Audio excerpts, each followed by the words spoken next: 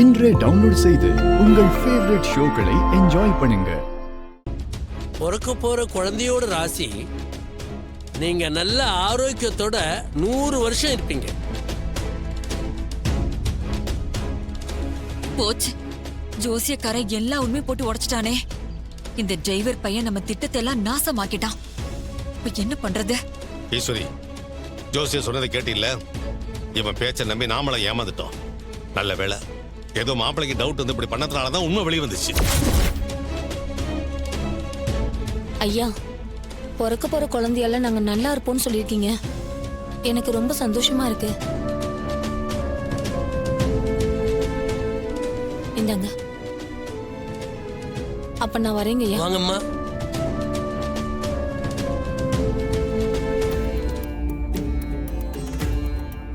வாங்க வாங்க. என்ன குடும்பத்தோட வந்திருக்கீங்க? இன்னும் யாருக்காவது ஜாதகம் பார்க்கணுமா? ஏய், திரும்பவும் முதல்ல இருந்து ஆரம்பிக்கிற நீ. உன்கிட்ட திரும்ப வேற வந்து ஜாதகம் பார்ப்பாங்களா? ஏய், நீ பார்த்த ஜாதகத்துக்கு நல்லா பலன் சொல்லிட்ட, இதுல திரும்பவும் வந்து உன்கிட்ட ஜாதகம் பார்ப்பாங்களா? என்ன ஒரு மாதிரியா பேசுறீங்க?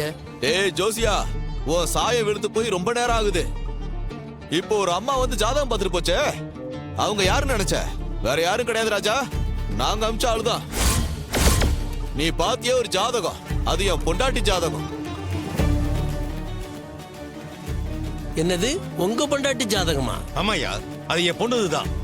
ஜாதகத்துல பேரை மாத்தி கொடுத்த உடனே உண்மையெல்லாம் புட்டு புட்டு வச்சிட்டீல்ல? போயா போயா, எல்லாம் ஒரு ஜோசியலா.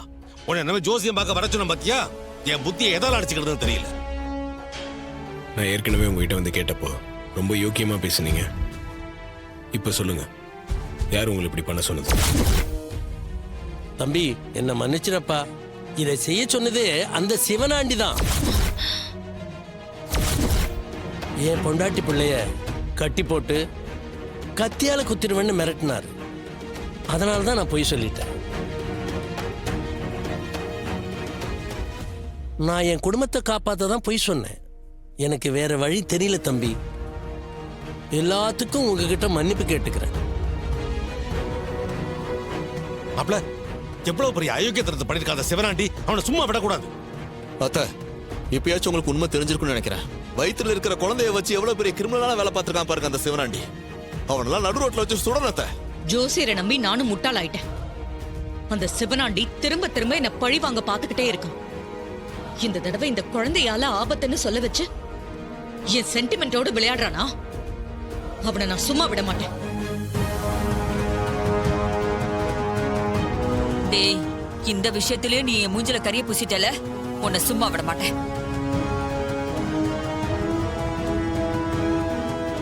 டேய், இனிமே பஞ்சாங்கத்துல கை வச்ச பஞ்சராடு பாத்துக்க.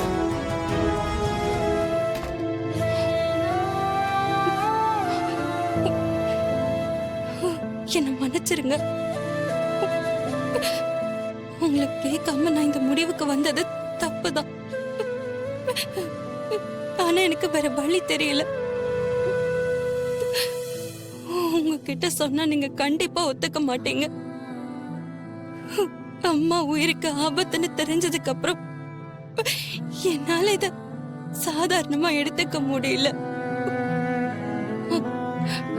அவங்க உயிரை காப்பாத்துற முடிவுக்கு வந்திருக்கேன். அதே நேரம் நம்ம குழந்தைய இழக்க போறோம்னு நினைக்கிறப்போ என் நெஞ்சை வெடிச்சிரும் போல இருக்கு. மாமா, மாமா. என்ன மாப்பிள்ள, ரொம்ப பதட்டமா இருக்கீங்க? மாமா, இந்த போட்டோல பாருங்க. காட்டுங்க.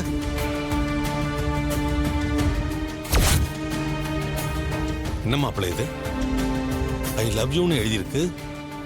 அதை அடிச்சுட்டு ஐ மிஸ் யூன்னு போட்டிருக்கு. ஆமா மாமா, நேற்று அந்த போட்டோ கொடுக்கும்போது ஐ லவ் யூ தான் இருந்தது மாமா. ஆனா ரோகிணி அதுக்கப்புறம் அதை அடிச்சுட்டு மிஸ் யூன்னு எழுதியிருக்கா. அவ ஏன் இப்படி எழுதுறான்னு ஒண்ணுமே புரியலையே மாமா.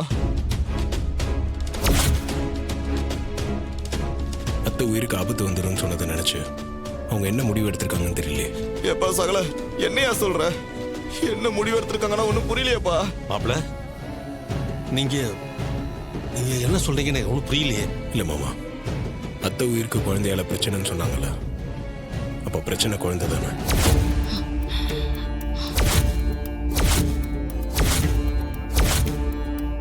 சகல அப்படி எல்லாமா முடிவெடுப்பா? ஏப்பா நினைக்கும் போதே பயமா இருக்கேப்பா. அப்போ அக்கா ஏதாவது ஹாஸ்பிட்டல் தான் போயிருப்பான்னு சொல்றியா? வாய்ப்பு இருக்கு.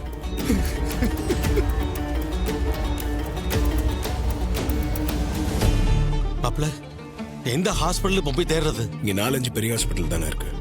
ஆளுக்கு ஒரு இடமா போய் தேடி பார்க்கலாம், அவங்கள கண்டுபிடிச்சிடலாம். நீ சொல்றது நல்ல ஐடியா தான். ஆளுக்கு ஒரு பக்கம் போனாதான் அக்காவை சீக்கிரம் கண்டுபிடிக்க முடியும். ஏப்பா பயமா இருக்கு சகல. ரோகிணி ஏதாவது பண்ணிதான் என்னையா பண்ணுவேன்? எல்லாம் முடிஞ்சு இப்ப சந்தோஷமா தானையா வந்தோம். என்னப்பா இது நினைச்சாலே பதட்டமா இருக்கு சகல. ஏங்க பயப்படாதீங்க, அங்க போய் தேடி பார்க்கலாம். வாப்பா.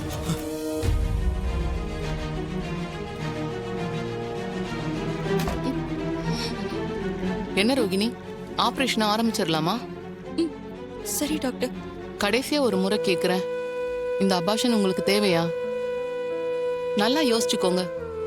எனக்கு இப்ப கூட உடன்பாடு இல்ல. நீங்க வேண்டான்னு சொன்னீங்கன்னா சந்தோஷமா இப்பவே வீட்டுக்கு அனுப்பிடுவேன். இல்ல டாக்டர், என் முடிவுல நான் உறுதியா தான் இருக்கேன். நீங்க ஆபரேஷன் பண்ணிடுங்க. ஓகே, இனிமே கடவுள் விட்ட வழி.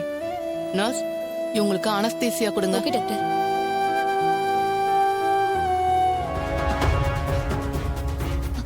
இதோ அம்மா இங்க. மேடம் மேடம் உள்ளெல்லாம் போக கூடாது, ஆபரேஷன் நடந்துட்டு இருக்கு. சிஸ்டர், உள்ள ஆபரேஷன் நடக்க போறது என் பொண்ணுக்கு தான். இந்த ஆபரேஷன் நடக்க கூடாது. அத டாக்டர் கிட்ட சொல்லணும், தடுக்காதீங்க. மேடம் சொன்னா கேளுங்க. ஐயோ, ரோஹிணி ரோஹிணி ரோஹிணி. யார் நீங்க? எப்படி உள்ள வந்தீங்க? இது ஆபரேஷன் நடக்கிற இடமா? நீங்க பாட்டு உள்ள வந்துருவீங்களா? உங்களை யார் உள்ள விட்டது? முதல்ல வெளியே போங்க. டாக்டர், நான் சொல்றத ஒரு நிமிஷம் கேளுங்க. இங்க மயக்கமா இருக்கிறது ஏன் பொண்ணுதான். இவளுக்கு அபோஷன் தானே பண்ண போறீங்க? ஆமா, அதுக்கு தான் ரெடி ஆகிட்டு இருக்கோம். ப்ளீஸ், இவளுக்கு அபோஷன் பண்ண வேண்டாம். அத சொல்லதான் நான் ஓடி வந்தேன். மேடம், இவங்க உங்களுக்காக தான் அபார்ஷன் பண்றதுக்கே இங்க வந்திருக்காங்க. உங்க உயிருக்கு ஏதோ ஆபத்து இருக்குதுன்னு தான் இவங்க குழந்தைய கலைக்கிறதுல உறுதியா இருக்காங்க. இப்ப நீங்க வேணான்னு சொல்றீங்க? டாக்டர், இவ ஜாதகத்துல அப்படி இருக்கிறதா சொல்லி என்ன நம்ப வச்சுட்டாங்க. நான் இப்பதான் அதெல்லாம் பொய்ன்னு தெரிஞ்சுக்கிட்டேன். என் மேல இருக்கிற பாசத்தினாலதான் என் பொண்ணு இப்படி ஒரு முடிவெடுத்திருக்கா. தயவு செஞ்சு இவளுக்கு அபார்ஷன் பண்ண வேண்டாம். அவ குழந்தைய கலைச்சிடாதீங்க. ஆமா டாக்டர், அக்காவுக்கு ஆபரேஷன் பண்ணாம எங்க கூட அனுப்பி வச்சிருங்க. அவ குழந்தை மேல உயிரியை வச்சிருக்கா. எல்லாம் உண்மையே தெரிஞ்சா ரொம்ப சந்தோஷப்படுவா. நல்ல வேலை, சரியான நேரத்துக்கு நீங்க வந்தீங்க. இன்னும் கொஞ்சம் லேட்டா வந்திருந்தீங்கன்னா நான் அபார்ஷன் முடிச்சிருப்பேன். ஐயோ,